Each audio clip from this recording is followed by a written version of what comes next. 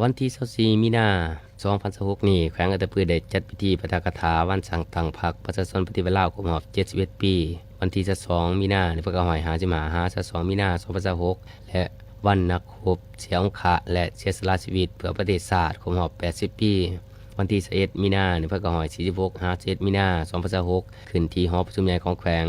ให้เกียรติปาฐกถาของทานคำบุญดวงพระว่างพนักงานบำนาญอดีตห้องเลขาพรรคแขวงและทานพันเอกจันทนากรมเมืองห้องประธานสาภาณหบเข้าแขวงมีคณะภาคคณะนำของแขวงพนักงานหลักแรงพนักงานบำนาญตลอดหอดพนักงานรัฐกรเข้าหัวมาฟัง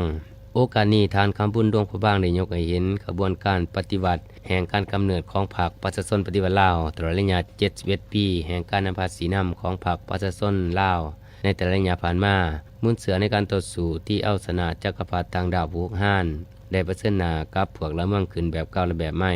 พรรคเฮาได้แบกหามเอาพลกรรมอนักหน่วงเพื่อนำภาษีนำของปวงชนลาวทั้งชาติต่อสู้ต้านการหุกห้านของจักรพรรดิและลูกแหลงตีนมือปฏิการขายศาสตร์อย่างดุเดือดเขียวขาดเต็มไปด้วยความเสียสละกล่าวไปถึงการปลดปล่อยประเทศชาติอย่างสมบูรณ์ในปี1975และระยะพวกรักษาสร้างสาพัฒนาประเทศชาติการจัดตั้งปฏิบัติแนวทางเปลี่ยนแปลงใหม่ตลอดระยะ71ปีผ่านมาพรรคประชาชนปฏิวัติลาวได้เอาใจใส่นำภาษีนำโดยความเด็ดเดี่ยวสลาดซองใสและเติบใหญ่เข้มแข็งในทุกด้านเป็นเก่าๆมาเสื่องผู้ใหญ่มุ่นเสือถาดแท้ของพรรคประชาชนปฏิวัติลาวมีความจงรักภักดีและยึดมั่นในแนวคิดทฤษฎีมาร์กเลนินแนวคิดไกรสอนพระวิหารก็คือจุดหมายสังคมนิยมอย่างนักแน่นยึดมั่นและปฏิบัติอย่างถูกต้องบรรดาหลักการพื้นฐานด้านการจัดตั้งและการเคลื่อนไหวของพรรคนั่นคือหลักการรวมศูนย์ประชาธิปไตยเวลาใดก็ถือสำคัญการเสริมขยายความสามัคคีเป็นเอกภาพบนพื้นฐานแนวทางแผนนโยบายของพรรค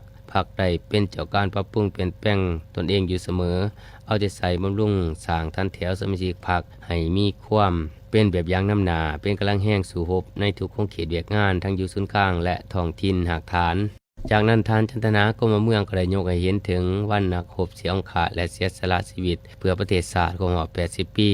โดยยกให้เห็นถึงประวัติความเป็นมาการกำเนิดบั้นรบป้องกันตัวเมืองท่าแขกสภาพและการกาเกียมการต่อสู้ต้านพวกละเมืองขึ้นแบบเก่าของหน่วยพรรคเมืองท่าแขกเหตุการณ์และการต่อสู้อย่างพิราศหาญของทหารและประชาชนอยู่เมืองท่าแขกย้อนการกระทำที่ให้มนุษยธรรมและโหดร้ายประเทือนของพวกละเมืองขึ้นแบบเก่า